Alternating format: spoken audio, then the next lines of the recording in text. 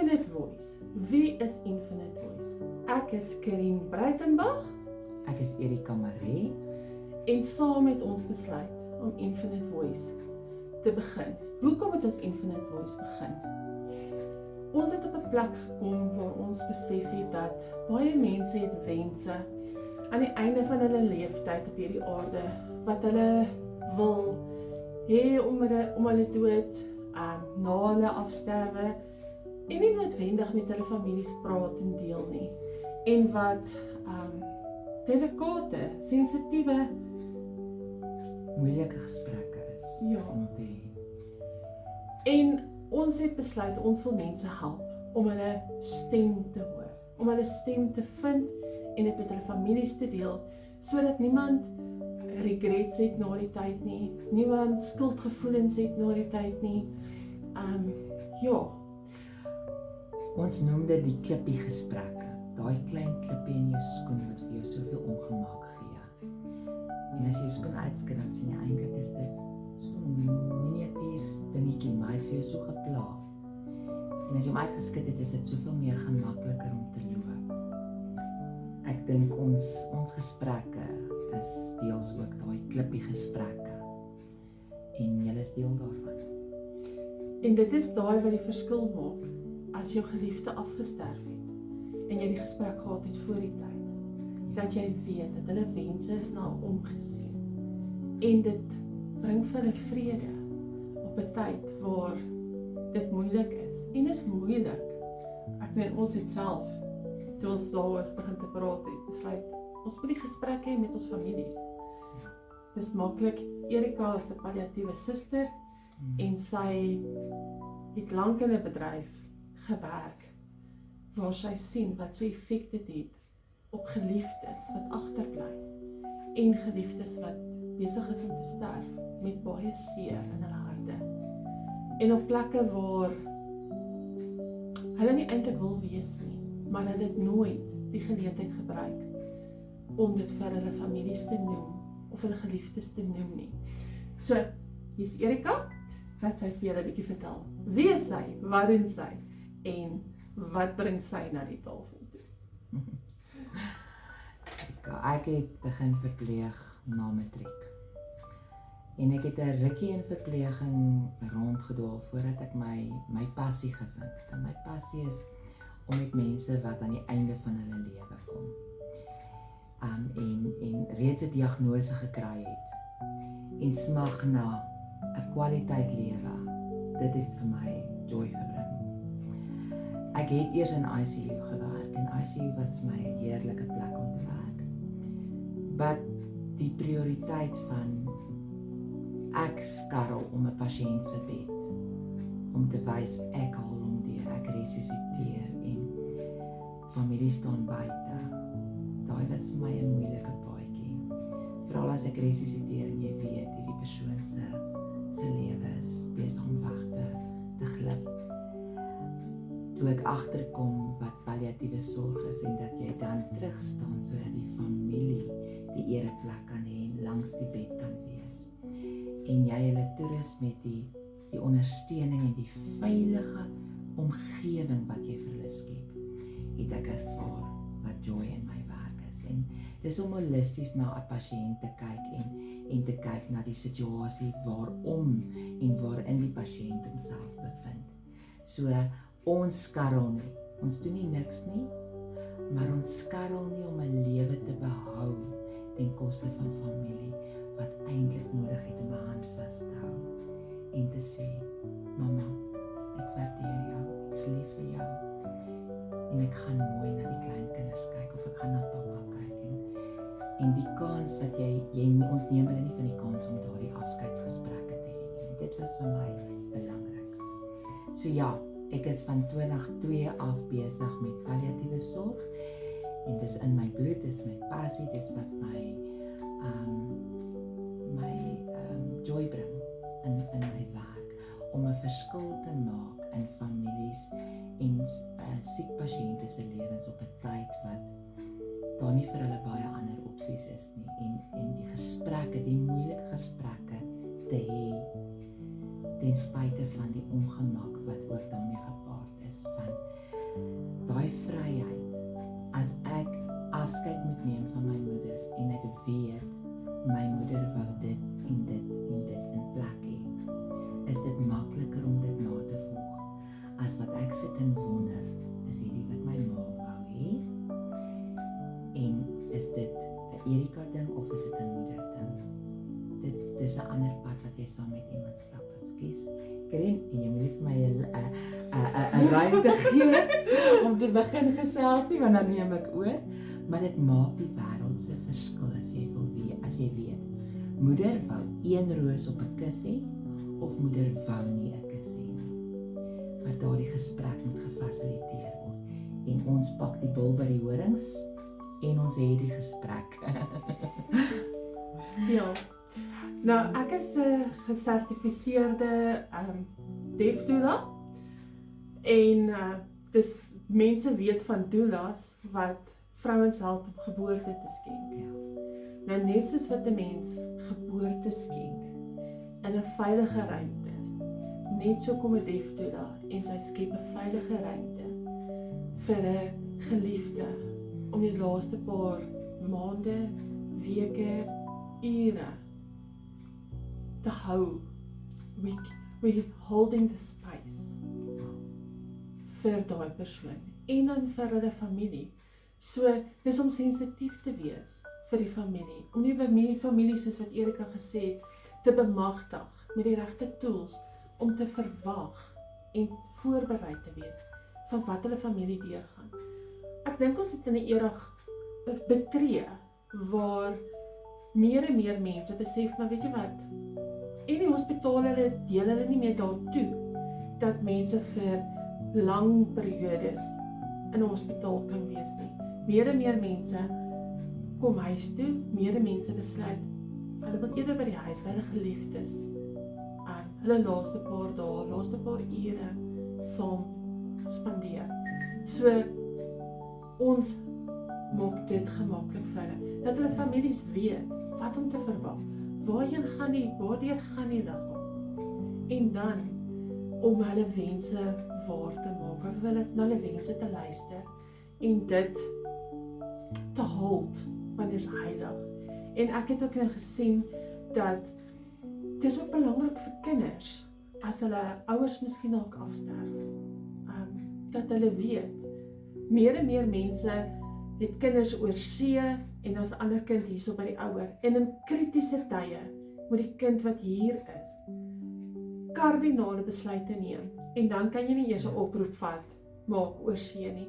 So hierdie klippie gesprekke is so belangrik, dat almal weet, maar okay, as die tyd aanbreek en ek moet 'n besluit neem oor wat gebeur met ons ma, wat gebeur met ons pa, wat gebeur met my geliefde, die pa van my kinders, of die vrou van my kinders, of wat ook al, ons het saamgestelde families, dat almal op dieselfde bladsy is, en dat daai persoon nie nodig het om moeilike besluite te neem, en dit self te dra nie. As elkeen op dieselfde bladsy, saam op dieselfde bladsy is, maak dit makliker en moontliker. Die situasie kan ontstaan dat 'n mens later verwyte het, selfverwyte dra, want jy wonder, het ek die regte besluit geneem?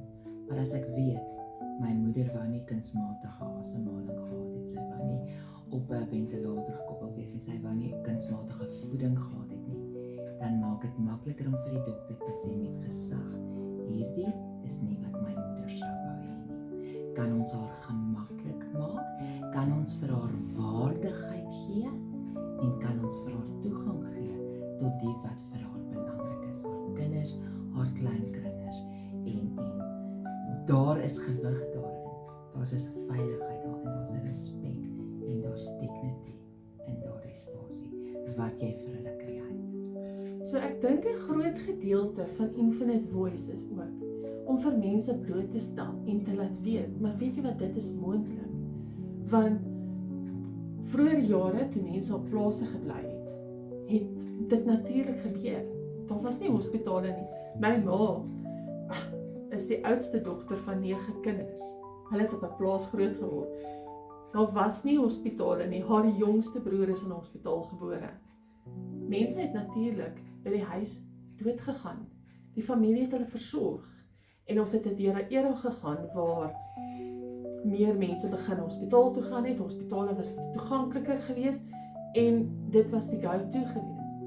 Ek dink na COVID het dit weer begin waar mense besef het, maar ons het 'n keuse.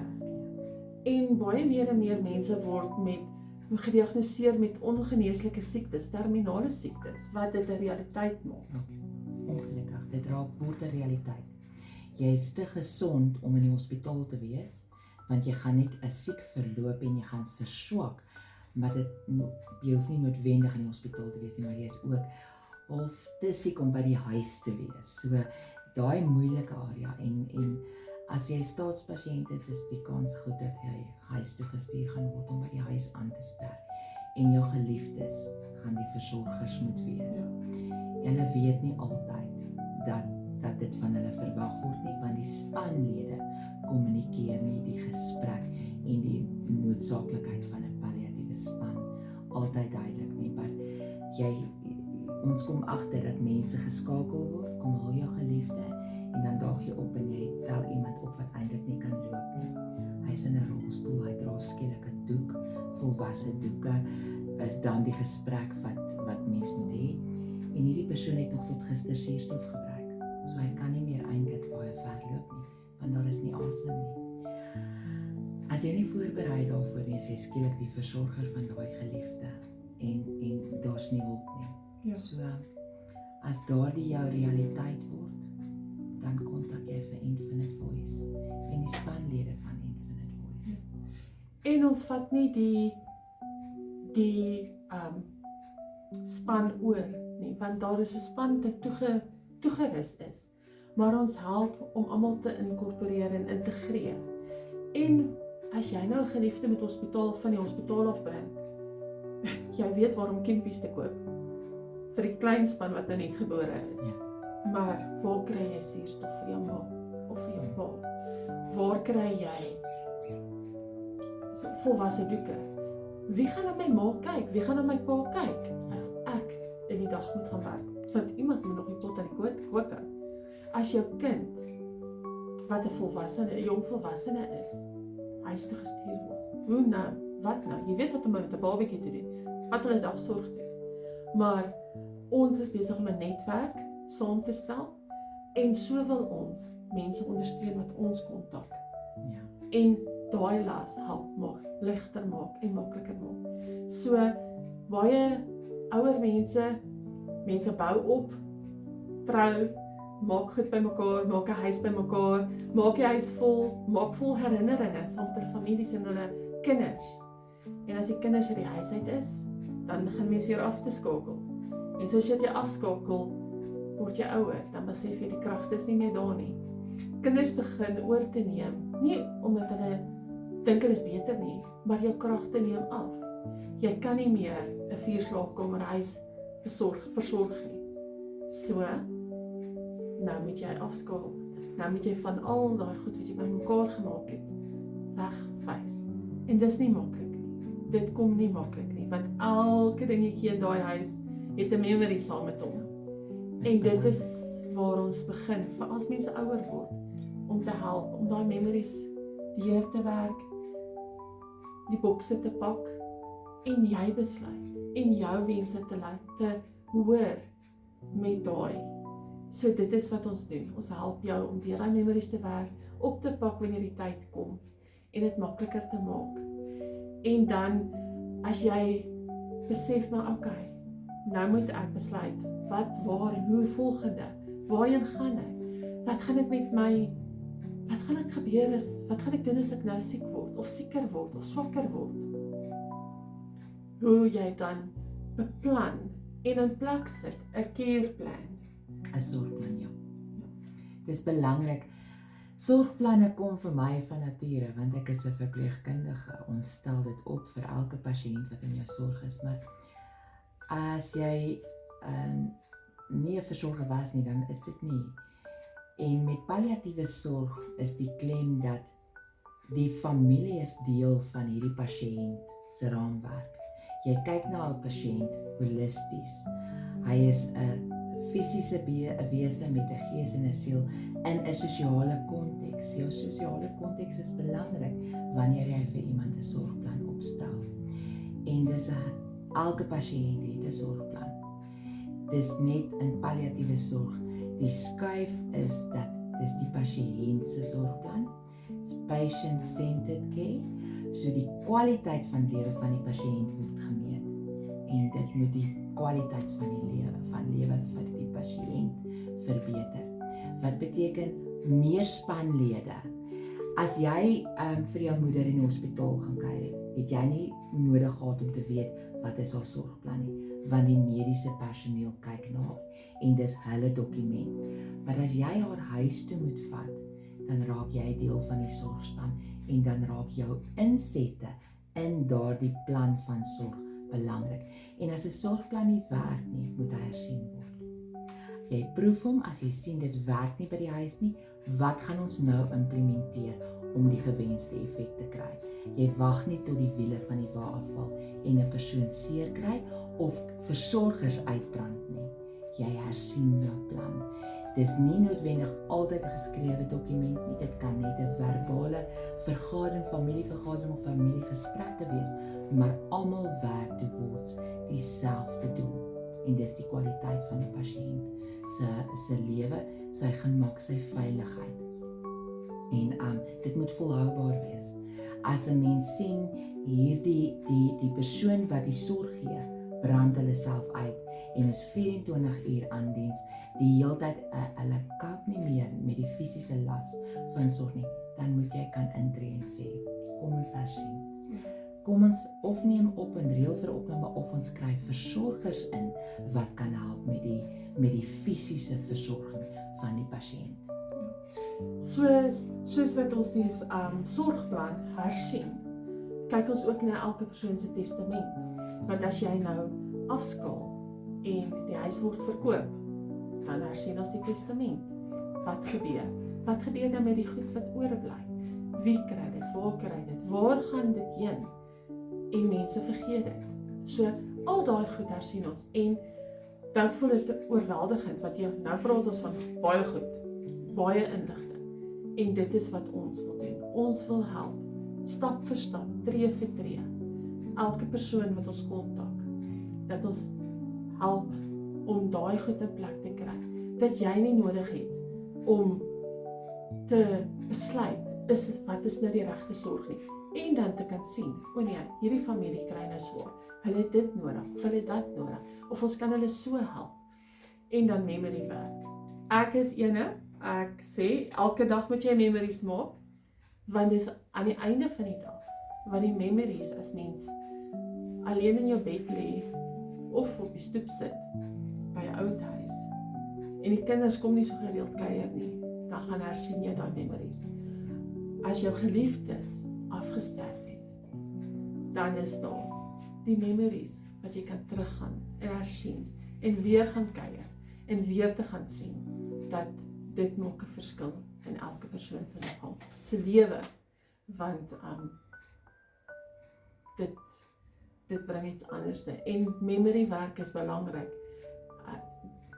Ek dink dit is ook belangrik om deur te werk deur die goed wat jy as jou geliefde afgesterf het. Baie mense, ek dink, voel as ek maar nog net kon. Maar as mens gaan terugkyk na die memories en sien, maar dit het ek. En ek dink baie mense is bang hulle vergeet hulle familie, vergeet hulle geliefde. En daai memories hou hulle kosbaar en koester hulle teen hulle hart. Ek wil jou voorstel aan Anisha. Ek het die voorreg gehad om 'n palliatiewe mamma te wees. Baie vroeg in haar lewe het ons gehoor dat sy moet gemaklik gehou word en haar medikasie kry en ek moet die hospitaal in kennis stel as dit oor is. En ons is so bevoorreg dat Anisha is 27, so hierdie werk wat mamma doen, dit kom vir haar natuur, so sy neem deel in die gesprek. Altyd. Sy weet, dis wat haar ma doen. En op 'n stadium moes ek die mamma wees wat groot besluite moes neem vir haar.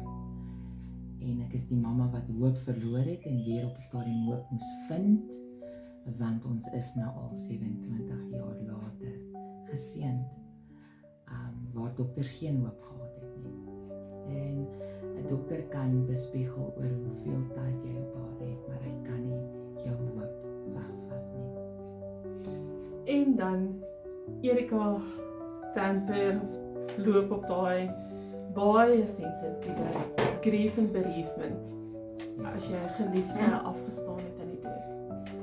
En ja, die eerste week is dit, almal is daar en almal wil help, en na daai eerste week en die roudiens of die begrafnis is verby en jy sit alleen en jy weet nie wat, waar en hoe nou nie. En miskien is die eerste paar dae okay, want dit is nuwe grond, maar 'n week later of as die eerste herinneringe kom, dan slaat dit jou soos 'n bom of soos 'n ijskoue blok ys in jou gesig. Wat nou? En omdat Erika al so lank palliatiewe sorg doen en eintlik al so baie skouers geskeer het met afsterwe van geliefdes, dink ek sy is nogal goed met om met families te assisteer. Dis 'n passie, dis belangrike werk wat gedoen moet word en daar's nie 'n tyd afsnypunt nie. Party mense werk nie deur hulle verlies nie en dan vang dit hulle 30 jaar later. So dis belangrik dat daaraan aandag gegee moet word, want as ek lief genoeg is vir jou om 'n pad met jou te stap, moet ek lief genoeg wees vir jou om afskeid te neem.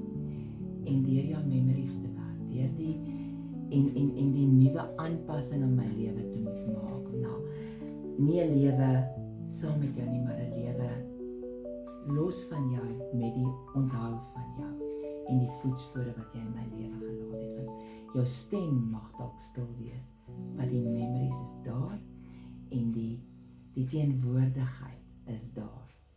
En ek hoop dit maak sin. Ja. Ek hoop dit maak sin, want dit is baie belangrik. Palliatiewe sorg hou nie op as 'n persoon se asem ophou nie. Dit gaan aan in grief en bereavement werk en dit hou jy vol solank as wat die familie nodig het om aan te pas met hierdie nuwe hoofstuk in hulle lewe. En jy leer leef met 'n nuwe realiteit. Wat beteken jy moet jouself kans gee en dis nie dis 'n maand en dan is ons ore verby en kan jy ontslaan nie. So dit hang van persoon tot persoon af. Daar's nie 'n one size fits all approach nie. So grief en bereavement werk is wat ons beskikbaar stel en sal doen. Ek doen palliatiewe sorg wat dan insluit advanced directive planning, 'n careplan saamstel vir iemand wat ons ondersteun is symptom management. Ek sal iemand bystaan met die bestaande spanlede wat na hulle simptoombehandeling kyk en gesprekke hier, maar ek doen nie tans self simptoombehandeling nie. Jou pynbeheer, die mediese span, die onkoloog of die dokter wat jy behandel, sal daarmee voortgaan. En ek monitor dit en gee vir die terugvoer en sê kom dalk by die dokter uit. Kontak hulle en of ek maak die oproep namens dat jy weet. Ons het nou nodig om weer met die dokter te gaan sien. Met palliatiewe sorg is dit belangrik dat 'n mens weet, dis nie noodwendig nodig vir jou om by die dokter te kom of by die spanlede te kom, die spanlede kom na jou toe. In die gemak van jou huis en waar jou sorgplek is. En dis die verskil. Nou het ons 'n mond vol gepraat. Goed, maar ek dink dit is belangrik as mens weet jy hoef dit nie alleen te doen nie. Ja. Skakel ons gerus, kontak ons gerus en ons is daar om u by te staan en te ondersteun waar jy dit ook al nodig het.